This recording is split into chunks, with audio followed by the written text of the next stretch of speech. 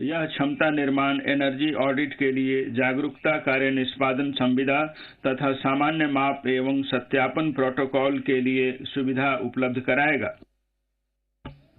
उद्योग के लिए कॉल गैसिफिकेशन तथा कोयले को रसायन में परिवर्तित करने हेतु 4 प्राइवेट परियोजनाएं स्थापित की जाएंगी, जो तकनीकी तथा वित्तीय रूप से व्यवहार्य होंगी। कृषि वानिकी तथा निजी वानिकी को बढ़ावा देने के लिए नीतिगत तथा अपेक्षित विधायी परिवर्तन किए जाएंगे।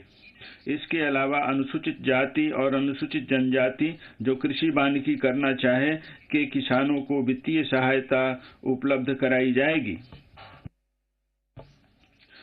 माननीय अध्यक्ष महोदय, अब मैं चौथी प्राथमिकता पर जा रही हूं, सार्वजनिक पूंजी निवेश।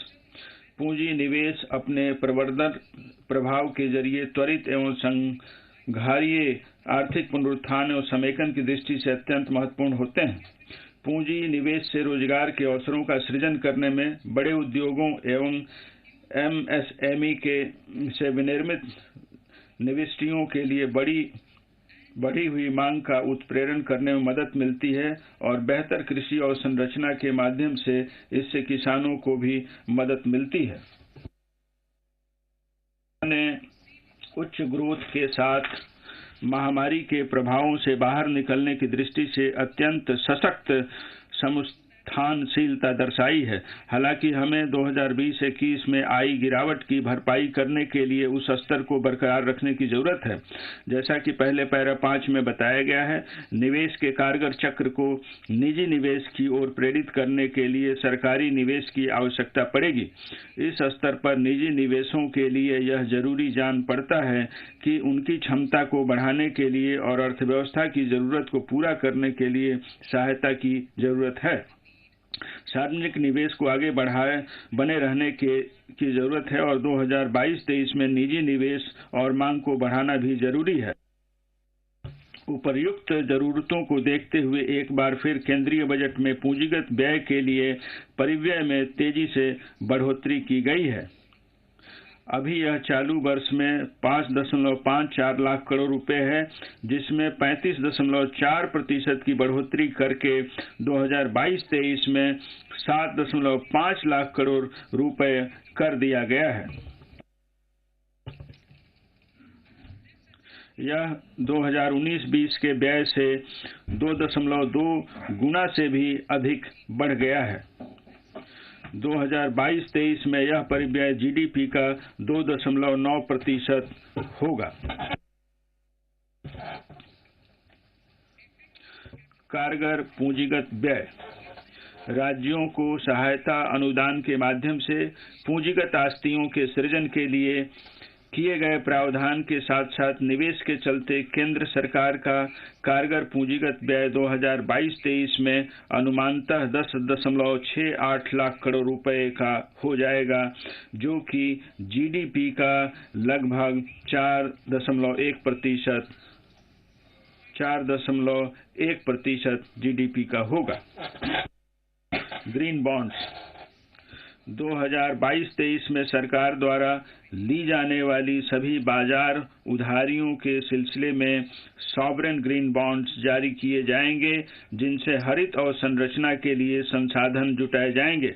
इससे प्राप्त धन को सार्वजनिक क्षेत्र की ऐसी परियोजनाओं में लगाया जाएगा जो अर्थव्यवस्था में कार्बन इंटेंसिटी को कम करने में सहायक हों। GIFT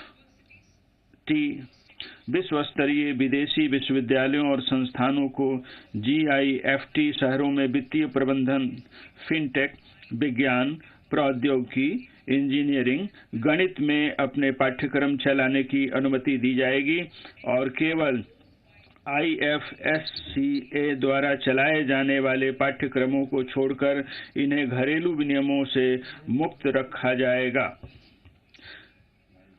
इससे सेवाओं और प्रौद्योगिकियों के लिए उच्च स्तर के मानव संसाधन उपलब्ध कराए जा सकेंगे।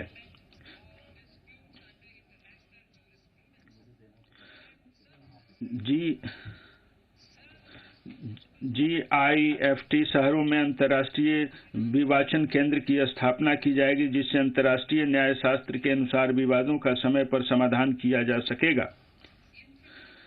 देश में सतत एवं माहौल के अनुरूप वित्त पोषण के लिए वैश्विक पूंजी जुटाने के लिए आवश्यक सेवाएं GIT शहरों में दी जाएगी। डेंस चार्जिंग इंफ्रास्ट्रक्चर और ग्रिड स्केल बैटरी सिस्टम वाले डाटा सेंटर्स और एनर्जी स्टोरेज सिस्टम्स को अवसंरचनाओं की हार्मोनाइज्ड लिस्ट में शामिल किया जाएगा। इससे डिजिटल अवसंरचना और स्वच्छ ऊर्जा भंडारण के लिए क्रेडिट सुलभ हो सकेगा। उद्यम पूंजी और निजी इक्विटी निवेश। उद्यम पूंजी और निजी इक्विटी ने पिछले साल 5.5 लाख करोड़ रुपए से अधिक का निवेश किया था, जिससे स्टार्टअप और विकास के एक बहुत बड़े इकोसिस्टम का मार्ग प्रशस्त हुआ है। इस प्रकार के निवेश को बढ़ाने के लिए इनके विनियामकों और अन्य प्रकार की बाधाओं की समग्र रूप से जांच परख किए जाने की जरूरत है। इसके लिए एक विशेषज्ञ समिति का गठन किया जाएगा, जो इस तरह की जांच परख करके उचित उपाय सुझाएगी।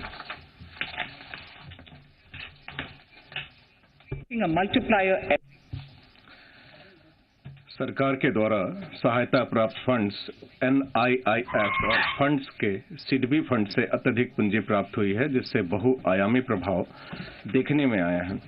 प्रमुख उद्यमान क्षेत्रों जैसे कि climate action, deep tech, digital economy, pharma और एग्रीटेक को बढ़ावा देने के लिए सरकार सम्मिश्रित वित्त पोषण के लिए उद्देश्यपरक धन उपलब्ध कराएगी, जिसमें सरकार का हिस्सा 20% तक सीमित होगा और कोष का प्रबंधन निजी कोष प्रबंधकों के द्वारा किया जाएगा। अवसंरचना परियोजनाओं की वित्तीय संभावनाओं अवसंरचना की जरूरतों के वित्त पोषण के लिए यह जरूरी है कि सरकारी निवेश में बड़े पैमाने पर निजी पूंजी भी मिलाई जाए। सरकारी निजी भागीदारी वाली परियोजनाओं के साथ साथ दूसरी परियोजनाओं की वित्तीय संभावनाओं को बढ़ाने के लिए बहुपक्षीय एजेंसियों से तकनीकी और ज्ञानपरक सहायता प्राप्त करने के साथ साथ आवश्यक उपाय किए जाएंगे। इनकी वित्तीय संभावना को बढ़ाने के लिए विश्व के सर्वोत्तम तरीकों को अपनाना होगा, वित्त पोषण के नए रास्ते अपनाने होंगे तथा संतुलित जोखिम परक आवंटन किया जाना होगा।